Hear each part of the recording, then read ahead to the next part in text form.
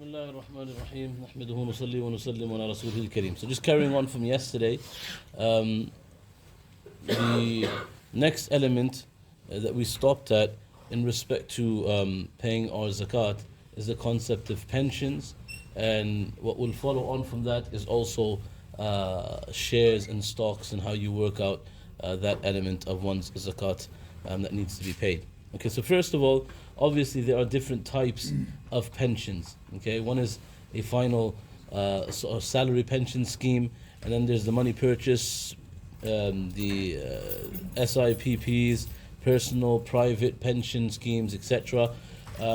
So the latter four of them is where we'll be talking about zakatable assets. In terms of a final salary scheme, then these are pensions which an individual receive after retirement, and there is no zakat on such a pension before receiving it. Only after it has been received, zakat will be obligatory upon it, because it's a very, very weak debt. Okay, so final salary pension scheme is not something that you pay zakat on at the moment. However, big caveat here: are final pension salary schemes halal? Different discussion. Okay, I'm not going to go into the discussion of that right now. But please do your research in respect to a final pension salary scheme, because the ulama have spoken about it. With respect to whether it's a zakatable asset or not, or is that pension pot zakatable or not, then no, it's not. Okay, but those are two distinct discussions, whether it's zakatable and whether it's permissible. Two different things. So money purchase, defined contributions in personal pension schemes, or private personal pension schemes. This is an investment vehicle where the employee usually has a discretionary role in pension contributions. This means you can have a personal pension to provide additional retirement benefits. It's going through what it is. Pension contributions made by an individual prior to retirement may not be liable to zakat if the individual has no say over how the money is invested, as is the case with most final salary schemes. Okay? If the individual has a choice over how to invest the money, then zakat is payable. So these are basic primary rules. There is zakat on these types of pensions. Zakat, but this is the underlying rule. Zakat is not due on the entirety of the pension pot. Zakat will be paid on the zakatable assets of the pension scheme. Okay, what does that mean? Inshallah, we're going to go into it. However, if one does not have access to this information, then he can use a proxy value determined by the ulama. Okay. Pensions and the different types of schemes that they are, different types of pension funds that are available for a person to invest in. Okay? Number one, a Sharia fund. All right? Number two, direct property funds. Number three, equity funds. Number four, mixed asset funds. And number five, bonds, gifts, mixed interest funds, etc. Okay? So that's the last category. Now, those numbers that are set beside it, 26%, 15%, 27%, 50%, and 100%. What has taken place is that some ulama have done some extensive research into how these funds operate. And as I mentioned, the entirety of a fund is not zakatable. It's only the zakatable assets within that fund. So after doing extensive and exhaustive research, these are the numbers that they've come up with. That if you have invested in a Sharia fund, then generally speaking, the exception to this rule is that nowadays, based on the majority of Sharia funds nowadays, a lot of them are actually investing in real estate and property in Sharia funds. And that's how the money is recouped and the pension scheme, sort of funds are grown. If it's real estate and if it's through rental properties that they're doing this, then this number doesn't apply to them. Then that actually goes to zero. Because as we've discussed, rental properties, the value of the properties is not something that you pay. It's only on the residual amount that's left over afterwards. But just generally, Sharia funds that are the typical sort of funds that we find, 26% of their assets are generally zakatable assets. Okay? So, if I was to ask a question, does anybody here have a Sharia? Okay, excellent. There you go. So here, the Sharia fund The proxy that the ulama have determined, I would still suggest looking into if you can, but the proxy that they've suggested is 26%, okay, from the value of the actual portfolio. And what that means that it will become personal. So your own portfolio from that particular pension fund, let's say you have a portfolio of £10,000, okay, that's your portfolio, all right? So what it says is 26% of that is zakatable. Okay, because it's proportionate.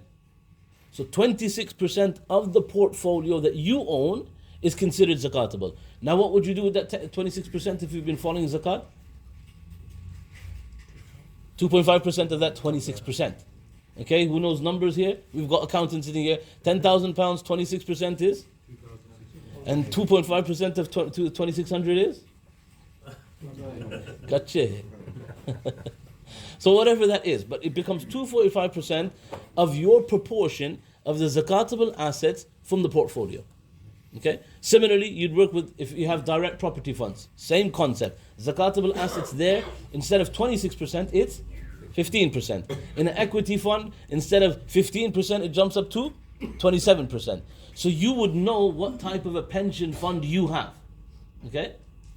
Where if it will fall under one of these, okay, and again, what's the permissibility of bonds, etc. That's a totally different discussion. We're talking about what you have to pay in terms of your zakatable asset that you have, okay. So that's first. For example, Aqil has an equity pension fund for which the proxy value is 27%, okay, and this has been determined and looked at by ulama. His pension fund has a total of £40,000, all right. So his portfolio is £40,000. Zakat liability then becomes 27% of £4,000, which equates to £10,000, £10,800. So his liability in terms of, even though he has a portfolio of 40 grand, because only 27% of that is zakatable. And the way that you can contextualize this is that even you have lots of things, but only some of those things are zakatable. Not everything that you possess is zakatable, right? We discussed yesterday what is cash, gold, silver, business stock, etc. Daily needs, even if you have a very expensive car, it is not zakatable. So that's why we have to break this down proportionately and percentage-wise. That from what you own, what is the zakatable element of it? So we've looked at the actual funds and they've determined that in this case, which is an equity fund, only not only, but 27% of that fund is zakatable. So 27% of 40,000 equals 10,800. That's not what you pay. From 10,800, which is a zakatable amount, if you were to now again contextualize, if I had £10,800, I would need to pay 2.5% on that. Similarly is the case that zakat payable on this is 2.5% of £10,800, which works out to £270. Okay, so it's proportionate to the zakatable asset of that particular portfolio. And this is how the portfolios have been, the proxies have been determined in respect to the portfolio amounts. So make a note of these based on the actual pension fund that you have. Now the question that comes into mind is that what happens if you cannot determine the zakatable asset proxy? Okay, these are proxies, meaning the ulama, but it's not definitive. What happens if you cannot determine? So there are two opinions that are given here. One opinion is that your proxy is set at 40%. 40% of the 40% of your portfolio is considered zakatable, and the second opinion is 25%. That 25% of your portfolio is zakatable. Erring on the side of caution, one would say that 40%, because these are huge numbers. These are like the pension funds are not small numbers. When we talk about shares, I will explain, because it's a similar concept inside there as well, where shares are bought for dividends and how that works. We're talking like companies that are worth 70, 80 billion, right? It's not small change. So then how do you work out the zakatable asset of that? Sometimes it becomes difficult, it becomes almost impossible. And they've done it here, and if this works, alhamdulillah. If not, the proxy that have been set in the case where you do not know, you cannot determine what the actual zakatable asset within that portfolio is, then you would use the proxy of either 40% of 25%. Same thing, you take £10,000, 40% of £10,000 would be £4,000, and 2.5% of £4,000 would be 500. Okay? Is it 500? I don't think it's 5. I think it's probably less. 2.5 is 100. It's 100, no? 2.5% of 4,000. £100. £100? £100. £100. Right? I've got a Sharia fund, right? Right. And so this is a proxy of 26%. Yes. So the advice I was given previously was that even though that's a proxy, it can fluctuate. Of course it so can. You need to put some. So I was always going for A buffer. So that's why they've said that if you cannot determine, okay, determining it is a lot of legwork and a lot. If you can determine what the zakatable amount is for that, like I said, but Sharia funds now, like I said, they've moved on to real estate. So you have to look at that with real estate. Then it actually it's that percentage is nowhere near what you'd be paying. So it depends.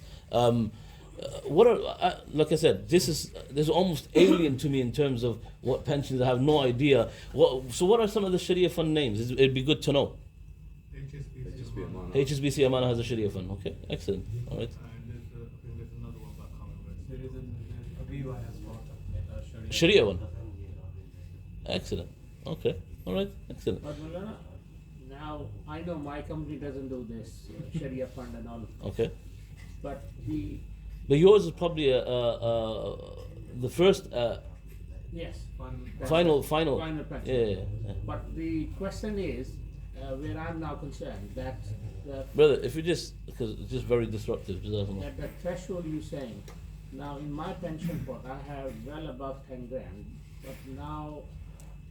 But it's the final pension scheme, isn't it? Yes. That's not zakatable. Okay. Yeah. Yeah, so if you go back, brilliant. So final salary pension scheme, right at the beginning, final salary pension scheme. These are pensions which an individual receives only after retirement. There is no zakat on such a pension before receiving it. Only after it's been received, zakat will be obligatory upon it. But again, whether that's permissible or not is a different question. Well, I got the Sorry. answer. Yes. What do you mean when it's been received? So obviously you get a monthly sort of payment, From a final salary scheme? final salary. So you get obviously a lump sum. when Right, you- right. Okay, so you're talking about then. I thought you Yeah. meant now. No, Yeah, now. yeah. So at your retirement, Yeah, you get that lump you sum. get 25% lump sum, should you wish, So that lump sum is zakatable immediately. straight away. Straight away. Right. Okay. Unless you spend it. So it will be still within that, obviously. Of course, yearly thing. Yeah, okay, that's fine. Yep. And the rest of it goes into a pot, isn't it? Pension. Then that. Which then falls under this category. Yes. Yep. I just want to say that most of the new pensions that are offered are not final sight because they tend to be Okay. those people have been in jobs for a long, long time. Right. Yeah. The newer pensions, what happens in most companies, most people don't understand is they usually have a default pension because the company has a specific management fee that's arranged at a very competitive price. But the employees don't tend to be aware, but the employer has the right to transfer their pot to any fund they wish to.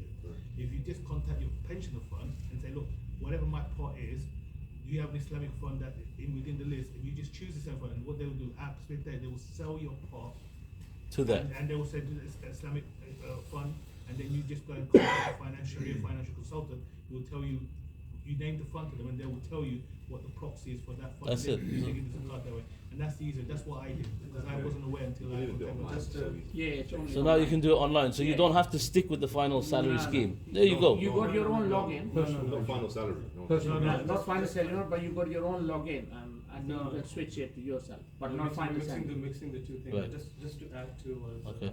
Habib said is that there's a finite period to start off with where you cannot make any changes. Right. So after that period expires, Then you can. Yeah. then you have a direct relationship with the pension provider, not with the employer. Yeah. Right. So the pension provider will give you the loan, they are obliged to send you a letter Right. telling you that you can move your fund Right. of your choice, and if the one doesn't exist, you can move your pension somewhere else. Right. Okay, so it's very flexible. That does not apply to final pension scheme. So you cannot touch. I'm just trying to understand. You cannot touch final salary scheme. That funds are totally away somewhere. Right. Yeah. Okay. Not until the age of 55. The early age Malansa to touch that one is 55. 55. Okay. For the company benefit, company manages, you have no exposure, no Right. access, nothing. Okay. Usually for the first 2 years, because what happens is if you leave your job within the first 2 years, they will refund your whether you pay. To have, okay. That's the basis. After 2 years, you become responsible for your own pot. Okay. And the other thing we also wanted to clarify was, in the old days, you used to just get a letter at the end of like the financial year. Now, because your pot is online and you have login access, on your zakat day, you can just log in and see the value of the pot at that moment. Right. And so you can take a live snapshot like you do for the price of gold. Yep. You should be able to do that with your pension now. Mention it. Can I just ask, if that example there of 40,000, Yeah. that's obviously the gross amount.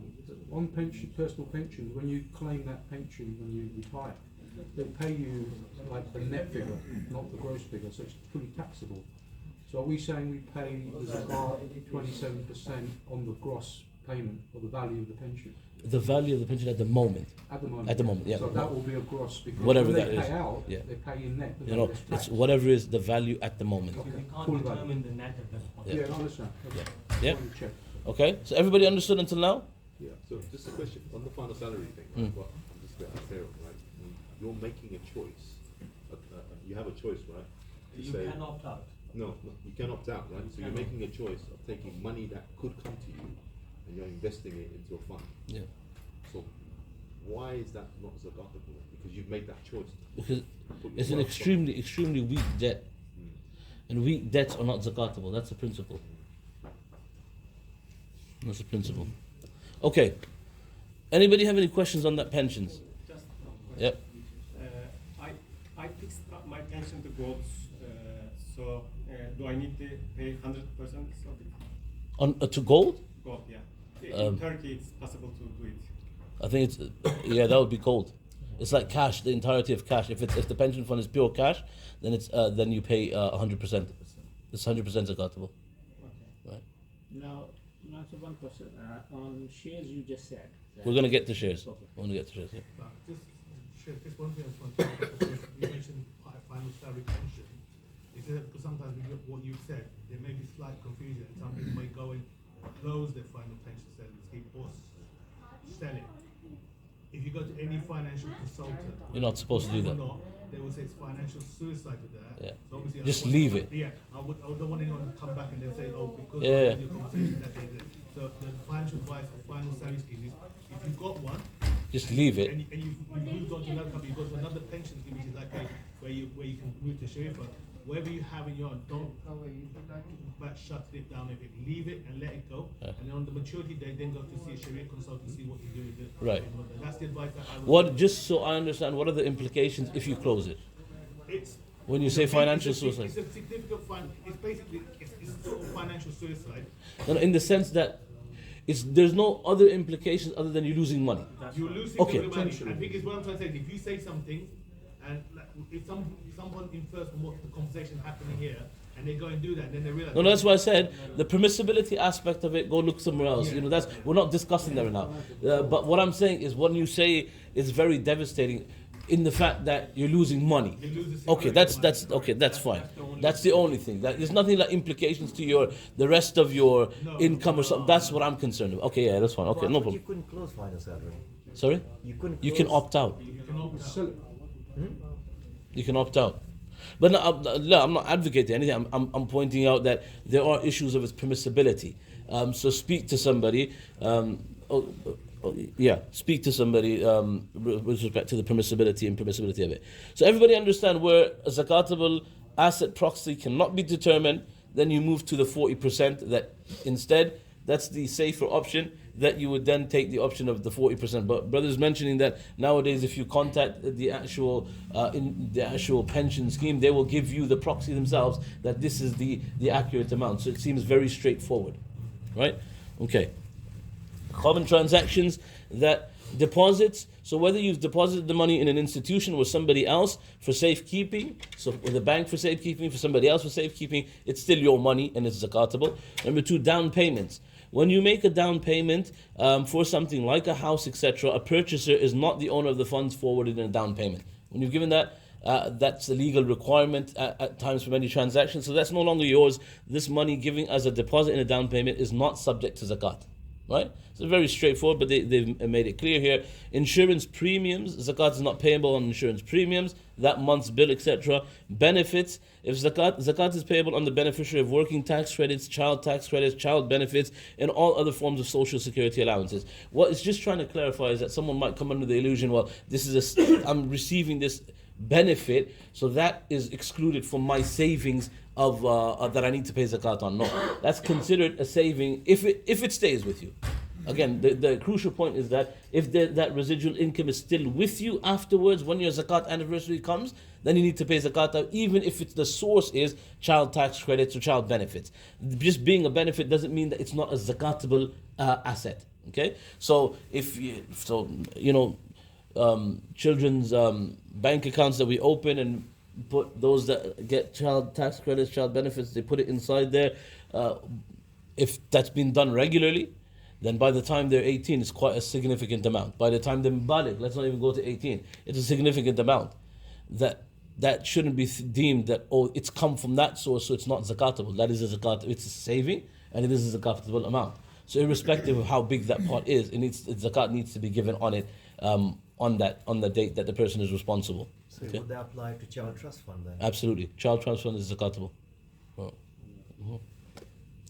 Okay, zakat and business stock, before we go on to shares, something we briefly touched on yesterday. Zakat is compulsory on those items that were purchased with the intention of resale. So if you purchase it from that moment, if you purchased it with the intention of resale, that is considered a zakatable asset in its entirety. Okay? If someone has items from before, this was asked yesterday, in his possession and then sells them, it will be compulsory to give zakat on the income he receives. He will add this amount to his zakatable. So when he goes to sell it, then when he attains those funds, that entirety is zakatable. Note, if someone has items in their possession, this is I think one of the collectibles, someone bought it without the intention of selling, notices the value, this might be worth something. Is that zakatable at that point? If someone has items in their possession from before, by just merely making the intention to sell them, it will not be wajib to give zakat on that stock until you sell it. So that zakatable, that collectible may be increasing in value, and you're thinking to yourself, 10 years down the line, I might sell it, or I am going to sell it, but you didn't buy it with the intention to sell, so zakat is not liable until you sell it now. Okay? Same thing with property and houses. If someone thinks to themselves, after they've bought a property, put it on rent, there's always that 50%. Am I going to sell it? Will I sell it? Will I sell it? Will I sell it? Then the zakat is not. Even if you then determine, okay, I'm going to put it on the market, I've determined. Still not, until you sell the property. Yes. When you sell the property and the money comes through, then that amount is zakatable. Hang on, sorry, here, on this point. Yes. If I sell the property, the money I have taken it and I put it in my... Then again, when I say zakatable, when the money comes to you, it still is applied with the rules of nisab.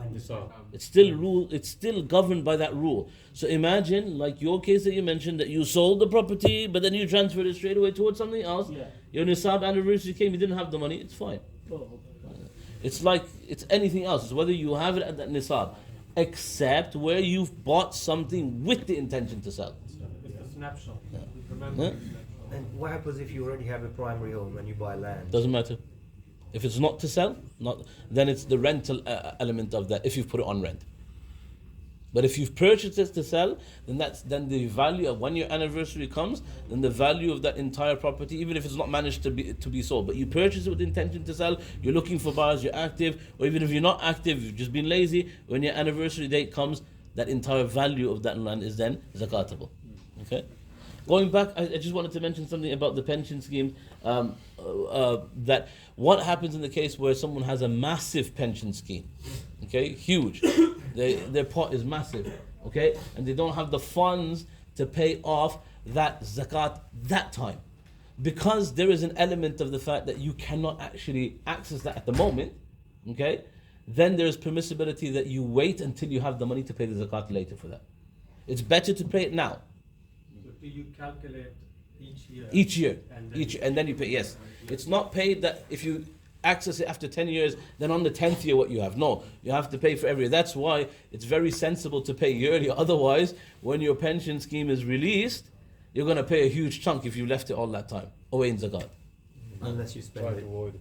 No, it doesn't matter if you spend it. Why? Because that's a debt already. previous The previous is a debt. That has to be paid. Yep. Yes. Forgot, we'll come back to Sorry, it. if you buy something and you have an intention to, I'm buying it because I'm going to keep it and I'm going to sell it in 5 years' time, that's still zakat is not due on that. No, because it's not a concrete meaning. Unless it's I'm selling this, I'm buying it to sell it. I'll sell it later. Then it's zakatable. It's where you're buying it and that 50 I'm keeping. I'll see how Okay. it goes. You understand? Buy it with the intention, I'm buying it because I know the price is going to go up, whatever. And I'm going to sell in it. 5 years, I'm going but to you sell have then it's to pay zakat zakatable. on it Yeah. immediately. Unless it falls under the category of something that's not zakatable. Like I said, I keep going back. Not that I have one, but Rolex watches. Yeah. People buy it. They do wear it, but they know deep down, and some people say, I'm buying it. I know a person who's bought it, no intention to wear it at all. He's kept it in the box. I'm gonna sell this, right? So the intention's there, right? So it just depends on that. But if it's for personal use and the person's using it, then it falls out of the category. Understand? Okay. Zakat will be calculated according to the selling price of the goods, regardless of the fact if the buying price was more or less. Selling price, very important, okay? With business stocks, sorry. One will add the value of gold, silver and cash and the total value of goods and give 2.5% of zakat. This is something that we spoke about right at the beginning. What is zakatable from a business perspective? Any money in the business account, straightforward. Finished goods will be valued at sale price, wholesale or retail. So finished goods after you've developed, if you're into manufacturing, unfinished goods will be valued at cost price. Okay, that's the difference there. Finished goods at the value at sale price, whether you're wholesale or retail, depending, and unfinished goods will be valued at cost price. All right, and non-zakatable buildings, factories, or fittings in the shop, or the shop itself, fittings or fixtures, any machinery. This is going to be key in the next thing that we discuss. This non-zakatable element of a business is very important to shares, okay? And any vehicles used for the business, yeah? So, in say example, you've got a company set up, and on the company you've got several members of families as directors Right. with certain shares. And so obviously any money in the business account in that company is only according to the share you own. Yeah. Yes. Just want to clarify. Absolutely. So proportionate to the share that you own. Okay, so if you're 50% owner, then 50% of the whatever is zakatable. The finished goods, resale value, money in business account to unfinished goods according to the cost price. Yep. The finished goods you mentioned, is it only the manufacturing side or the stuff that, like we buy stock, Right. that's not ready to sell straight away, Right. we do certain things Right. to it? So that would fall under unfinished goods. Doesn't then matter after- when you don't do anything manufacturing, like for example, No, we if buy it's PC, technology, it's a Yeah. different type of finishing. Yeah, that's so what yeah, my yeah, question absolutely, that would be considered. So, So if you- we buy a laptop and it's not ready to sell, we do install Windows, make changes inside, and Then that's it. that's separate. Then that will be the distinction between unfinished and finished. Okay. As you receive it, it's unfinished. When you've prepped it up to put it at a new price, that's a finished good. Okay, still that we can- Yeah. Yeah. No, one question. Yeah. You mentioned like any vehicles used for business Yeah. are non-zakatable. Yes. What happens in case of like car rental industry? Like we own the vehicles. Right. The vehicles are owned by the company. Yeah. They're put on rent, and whatever is accumulated or whatever gains are made, Yeah. they are reinvested into the business. Yes. So that whatever money comes into the account, okay, and is there at the zakat anniversary, that would be considered zakatable. So whatever the business has earned in the last 1 year, even though they have reinvested, that If is- they've reinvested, if it's gone back in, if it's not there, then you don't pay. if it is reinvested. Yes, if it's reinvested, then it's not there. That goes back to first any money in business account. So whatever you accumulate as business revenue, if that's spent, whether that's spent on salaries, whether that's spent on reinvesting, if that physical money isn't there anymore, there's no zakat on that. That's basically. Forget about the vehicle. Sorry, if it's gone back to the stock, it depends what the reinvesting is. So if it's gone back into the stock, then the same concept. If that stock is finished goods, as long as it's not a car, vehicles are not considered. He's trading in the stock and he's trading in the car.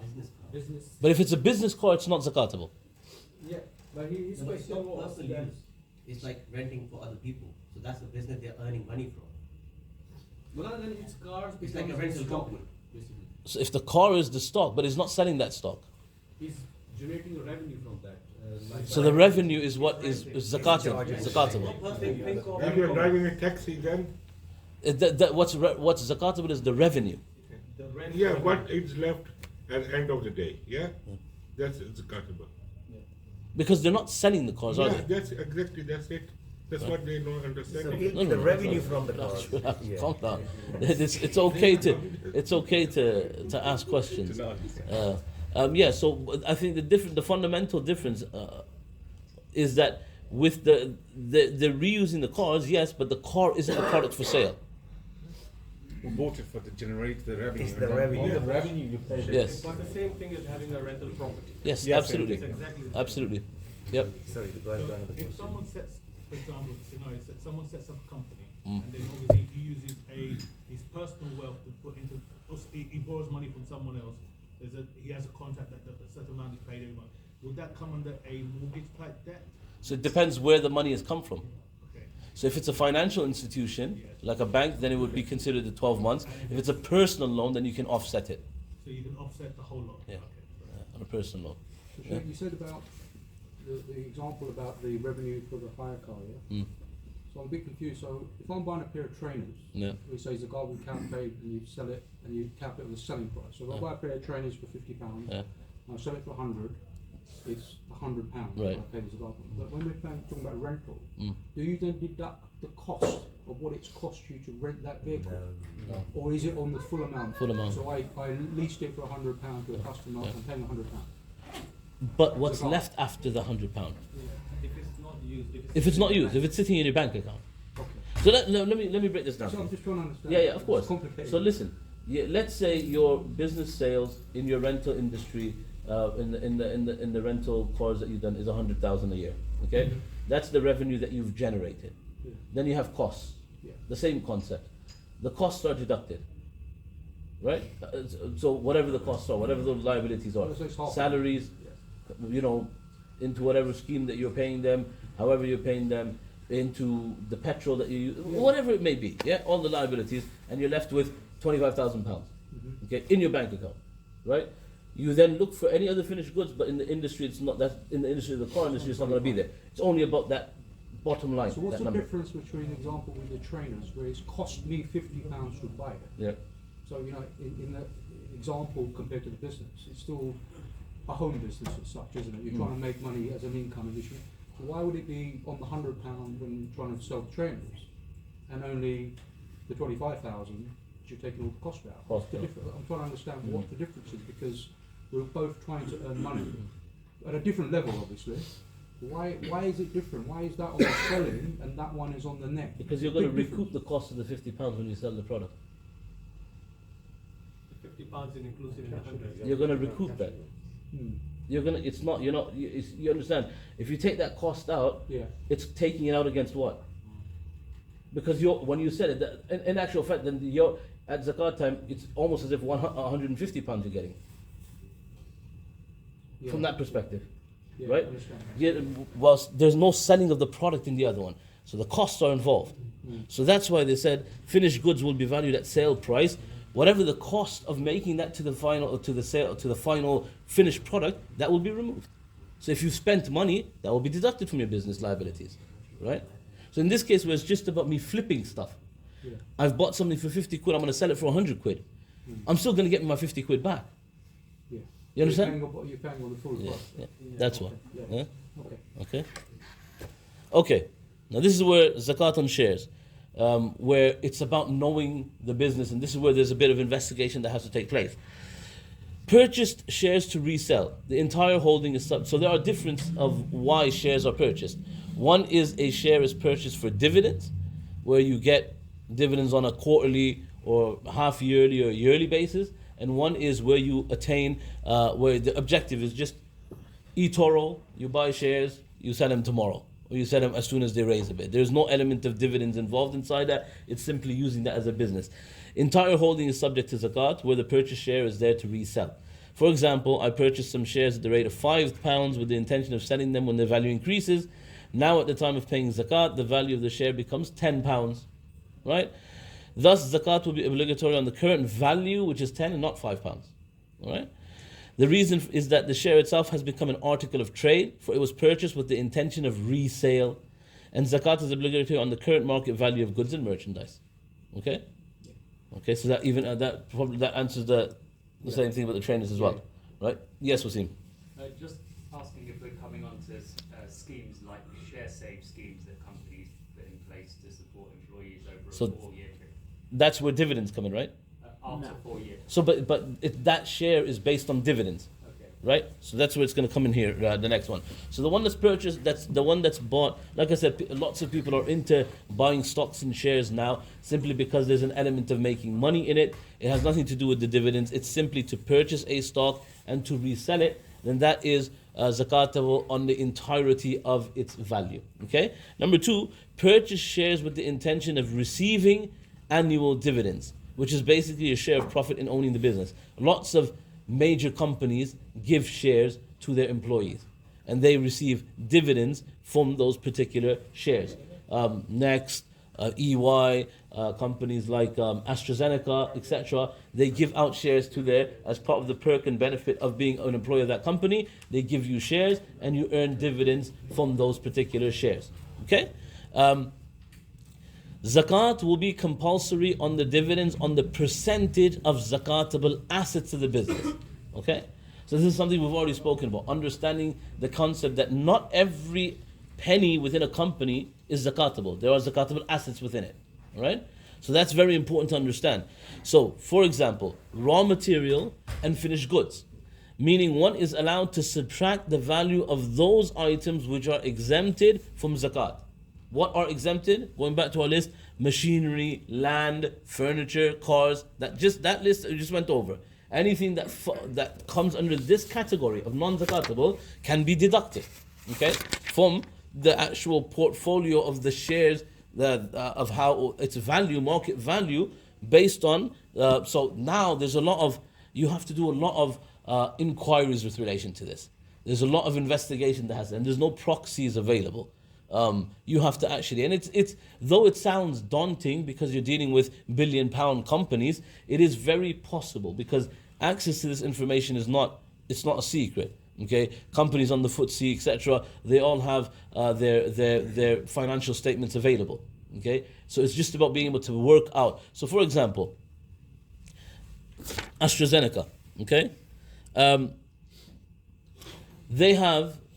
This was done in 2021. So it has to be up to date, right? Whatever you do. And they're probably much more now because, mashallah, they've been providing the vaccines and they've been making a killing through that. But anyways, AstraZeneca in 2021, their net worth, okay, as a business was £69.4 billion, right? Of that, when it was looked into, and how do you do that? You look at their financial statements and you work out what is a zakatable asset or not. So after it was done, it was concluded that about 9.88 billion of that was zakatable. Okay, so 10 billion from the market value of the entirety of the company, which was set at close to 70 billion. And when you work out the percentage of that, at that time, zakatable assets equated to equated to 19%. So 19% of the company was considered at that time zakatable. Okay? So in terms of shares, how would that work? Yeah. So imagine someone has purchased shares, or not purchased, but the company has given them, and their share, which equates to their ownership of the company, because that's what a share is, worked out to £10,000. Okay, so £10,000 was the amount of shares that they had in AstraZeneca in terms of monetary value. 19% of £10,000 is what? Yes, zakatable. £1,900, right? £1,900 is the figure. £1,900 is zakatable for this person who has shares equaling £10,000. What is? Do you give £1,900? No, you give 2.5%. Excellent. Everybody's following. This is what I like. So you give 2.5% of the £1,900, which works out to? Allahu Akbar. Whatever it is. 2.5% of £1,900. It wouldn't be that much. Okay. 50 quid. 44, 45 pounds. Yeah, around there. Okay? So that's how you work out your zakat on shares that you are attaining dividends from. Okay? If it's not being purchased to resell, again, if it's been purchased to resell, then you would need to pay on the entire market value of that, the amount of shares that you have. So you have £10,000 worth of share, you have to pay 2.5% on that £10,000, except in the case where you're attaining dividends, the difference of shares. Yep. Just one thing. So you bought stocks and shares in a company with the view of dividends. But all of a sudden the company has decided to make with no dividends. Right. Whatever. It will be still on the value of the share, and the zakat will asset on the value of the share at that time. Say that again. Let me just hear that again. You bought shares with the view of dividends. Right. Earning dividends from this company. Okay. Apparently gives a higher yield of dividends. Right. But then also the company changed its strategy. And they're no longer issuing dividends. But the same rules still apply because it will be still on the value of the share. What same rule? The zakat on dividends. Zakat on the share, not dividend. On the share, the number one. Yeah. But you're still not there for resale. You're not still there. Okay, yeah. It's the same concept then. Yeah. Yep. That's fine on the actual value of the shares and stocks, and you're also paying zakat on the dividend received. Of course, absolutely. That's separate. The dividend that you receive is separate, and that once that falls into your incomes and your savings, then that will be paid on separately. Yep. So, one question. I never buy shares. Basically, part of my company package is that you 70% of my annual salary, I will get bonus. But in shares? No. Yeah. So that's where I want to ask the question. So 60% of that I get in cash. Right. So the minute I get cash, 40% goes in tax. Right. And then remaining I get. But the remaining 40%, they are tax free, but I can't touch the money for 3 years. Right. So then they get mature 3 years, then they give me the dividends, and then the money, if I want to withdraw, I can withdraw. And if I don't withdraw, so it's not shares, it's cash. No, shares. It's shares. Shares. Right. 40%. Right. And then for 3 years I can't withdraw. After 3 years I can withdraw. Right. And then they will give me the dividends. Right. So where you cannot withdraw, it will come under the concept of a debt. Right. So that if you leave it, which you have the flexibility to do until it matures, you would need to pay for all 3 years. You understand? So if it'll be under that same concept, that because you're not accessing it now, there's the flexibility of leaving it until it matures. No, the reality is I can't access it. That's what I'm saying, until 3 years. Until 3 years. So, but after 3 years you can access Yes. it. So what I'm saying is that if after 3 years, because it's a debt, and there is some form of weakness in what happens if you leave your job, etc. Yeah, then it's share lapse. Then it's right. So what I'm saying is that you won't be for the full 3 years getting that. It's when you leave that. So that's what I'm saying. So you can leave it, not pay the zakat on it until it matures. But when it matures, you cannot pay at that point just for that year. You have to pay for all years that have missed. For the 3 years. So 2.5% of that 40% amount for 3 years. For 3 years. Okay. Yeah. And you need to find the value at the end of each year, right? So what it was at the end of the first year, 2.5% of that. The value at the end of the second year, it could be that it's fluctuating, right? Sure, I know this will sound like a very strange question, but most of us give zakat as one separate fund and sadaqah as a separate fund. If you took the sadaqah, just to make sure that you don't fall below the threshold, because of course there's a lot involved, if you took all your sadaqah and put it into zakat, is that something that's encouraged or something that it's As long as the recipients are recipients of zakat.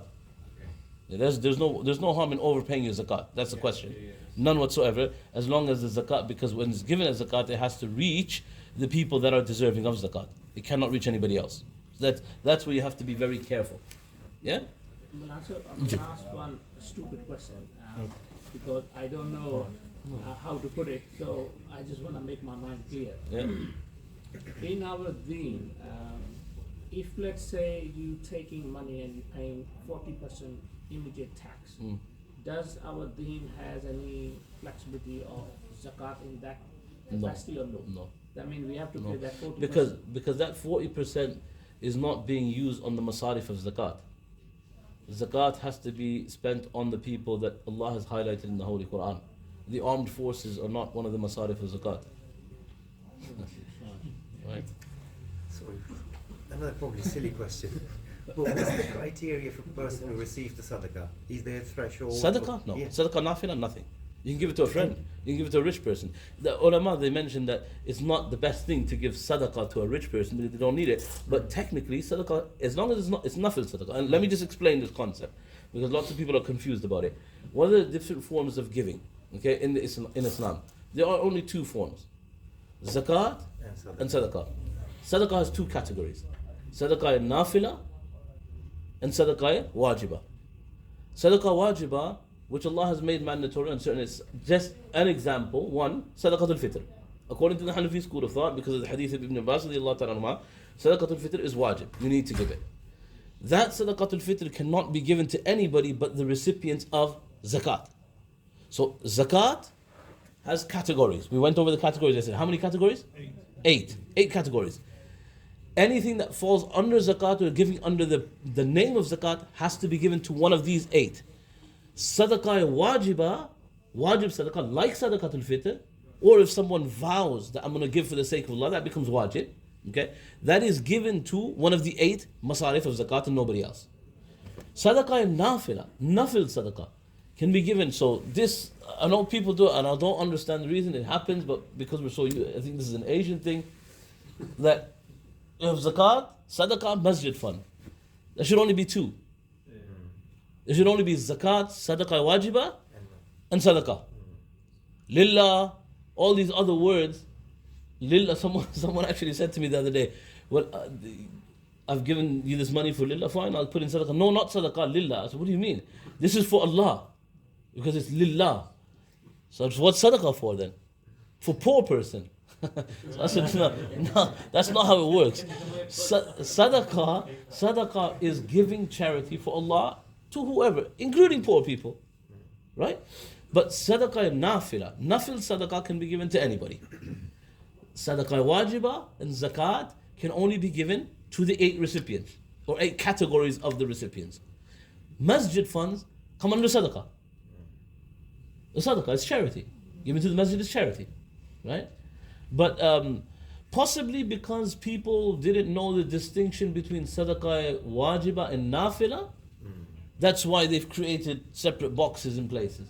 But because people would be giving sadaqah and nafila, and what the masjid didn't want to do is then give away a wajib sadaqah to a nafil recipient.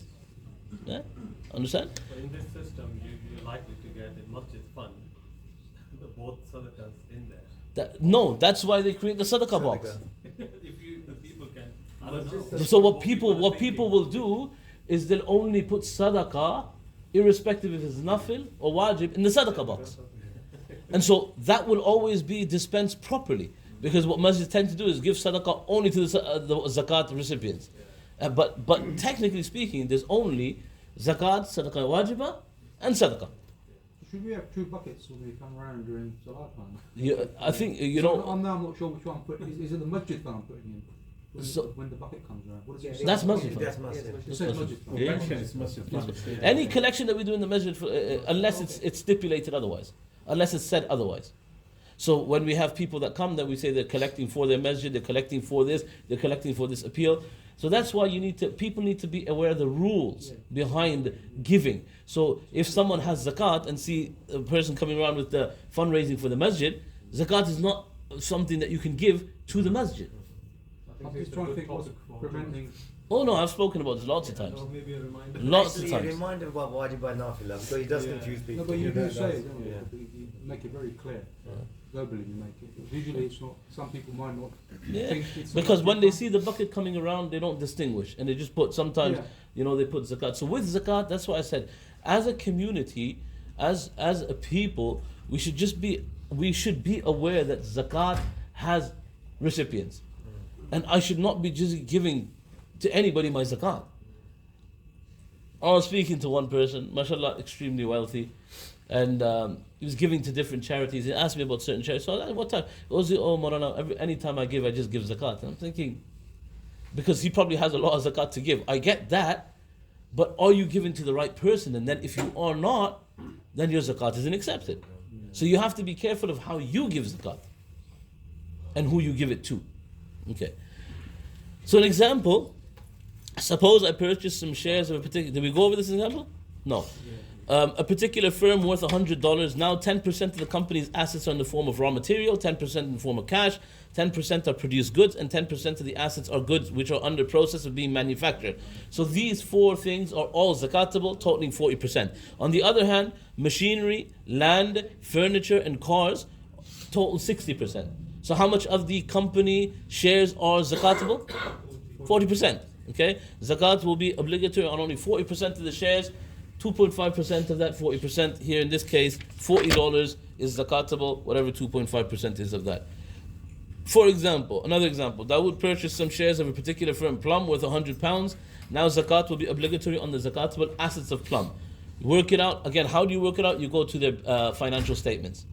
And if you're sort of unable to, so on the financial there will be buildings are this much, this, so all of those things are considered. You put them into the categories. What is a zakatable? What is a non-zakatable aspect? And then based on the figures that are associated, you work on a percentage of what is the zakatable amount in that particular company.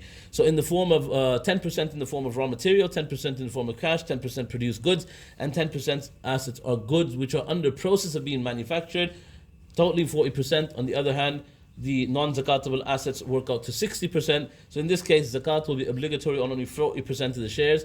£40, therefore the total zakat payable will be 2.5% of £40, which equals £1. So here's sort of like a graph that they made.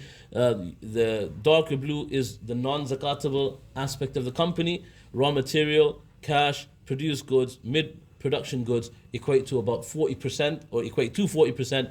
So 40% of that company, the share involved in that is zakatable, and the other 60% isn't.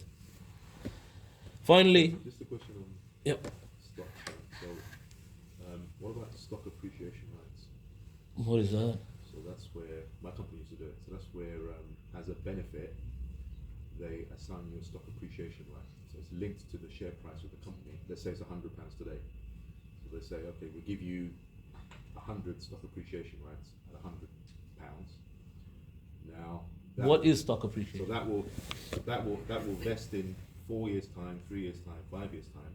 If the price has gone up, let's say it's £150 now, you get £50 times 100 shares, and you can convert that to shares. You can convert that to cash. And if it goes down, then you get nothing. You don't have ownership of the £100 share. You get nothing. Yeah. It's just on the appreciation. It's artificial ownership of the share. You only get the dividend. If the price goes up, you get a benefit. If the price goes down, you get zero.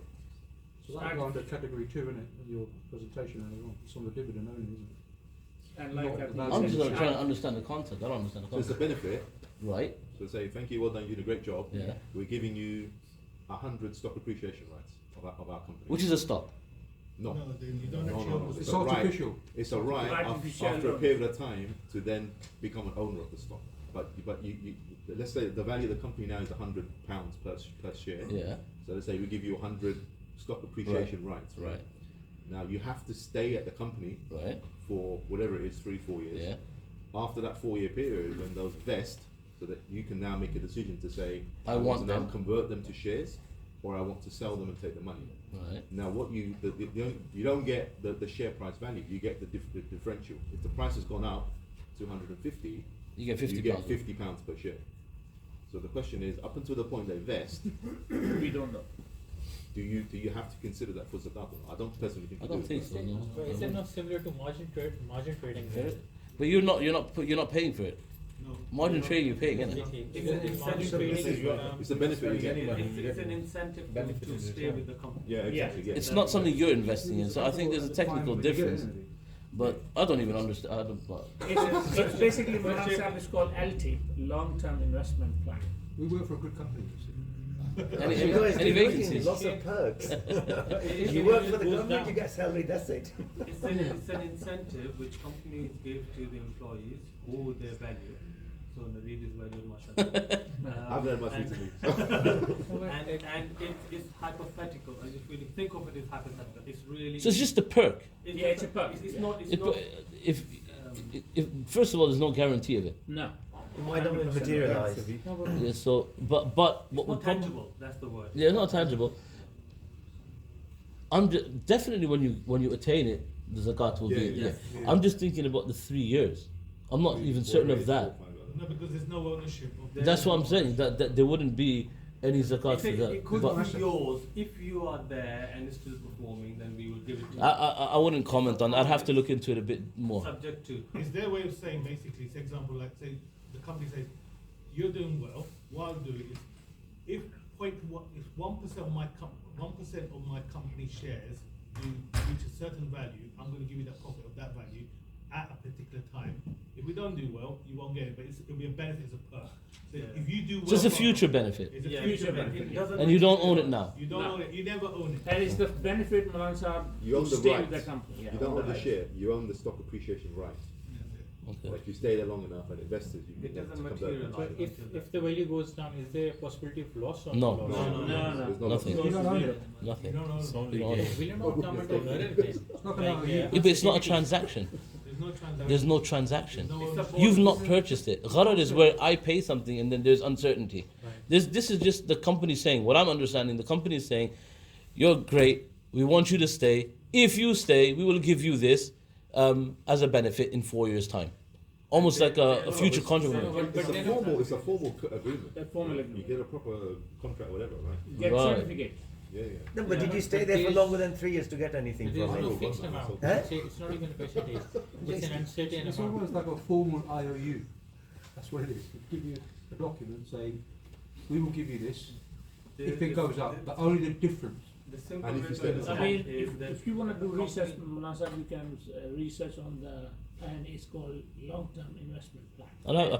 I can't comment on it. It's called SAR. SAR. Let's say, Yeah. Stock SAR. appreciation rate. It okay. sounds like a cash to stay there for more than 3 years and work even harder. Just on the value of shares. Yep.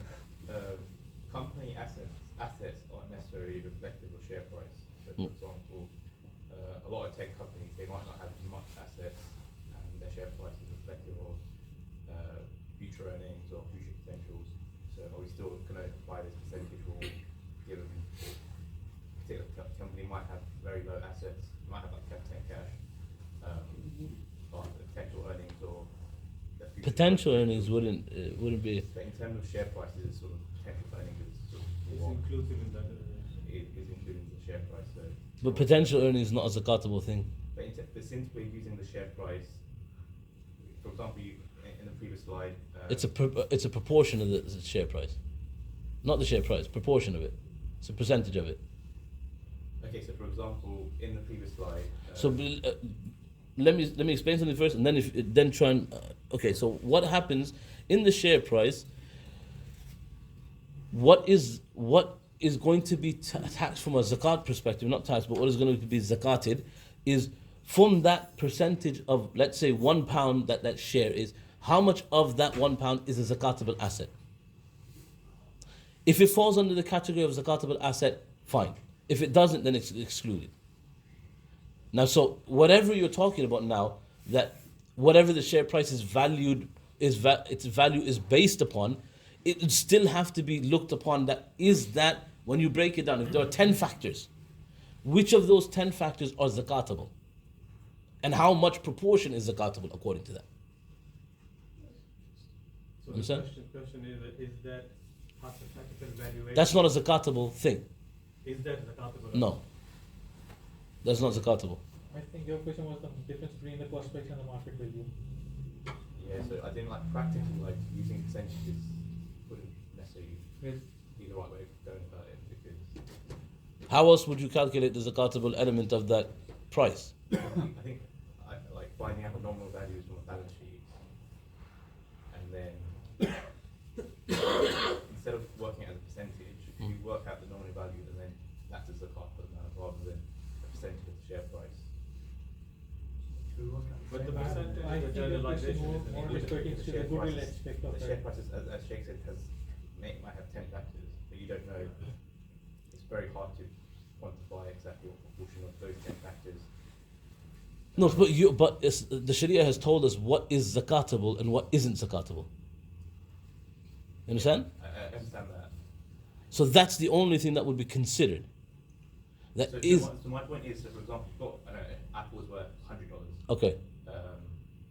But this $100 is 10 10 factors feeding into the share Yeah, price. absolutely. Okay. On their company sheet, you can see they've got 10 million of different assets. Within these assets, you've got X amount of different stuff, which is zakatable and non-zakatable. So from the previous slide, for example, so if they had 40% of their company assets, which are zakatable, is this sort of implying you're going to pay 40% of the total share price? It is, However, absolutely. Only 10% of Apple is in assets. So it wouldn't be 40% of that 10%. No, but obviously, when you break Apple down into the different factors that contribute to its share price, you got to understand from an Islamic perspective, what matters is which one of those 10 factors are zakatable. So if you just use these things here, how much do they have in the bank? What percentage of the share price is reflected in that? How much is raw material? Apple, obviously, they have to have material. How much is produced goods? How much is semi-produced goods? And how much are things that from the buildings, the machine equipment that they have to build the software, to make the software, etc. That's what Islam looks at.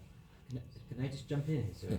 So I think, Tommy, what you're saying, right, is that the market cap is determined by lots of different factors, right? So would you not, basically the percent of the assets would be a percentage of the market cap, not you, because this is assuming everything is assets, but the market cap, let's say it's $1 trillion, and let's say the assets are 100 million, so the assets are 10% of the market cap, and then out of those assets, let's say 40% of those are zakatable, then it would be like, yeah, it'd be a lot less than, because this is assuming that the business operates on 100% assets. Right. But yeah, it would be market cap, what percentage of that are assets, and then what percentage of those assets are zakatable, and then 2.5% of that. Because there's a lot like. Yeah, but you are own when you buy a share, for example. I understand what you're trying to say. But what you're saying but the market value is not reflective of the actual company value. But when you buy a share, you're buying into all those artificial valuations anyway. So you're also benefiting from that. But the artificial valuation isn't zakatable. It's the artificial. Yeah, that's what Sheikh was saying. That it's not zakatable. So it'd have to be the percentage of the market cap. And someone like Apple has a huge amount of market valuation. Yeah. Anyway, they have a huge amount of cash as well, so Yeah. it'd be quite easy to work out. But you would, yeah.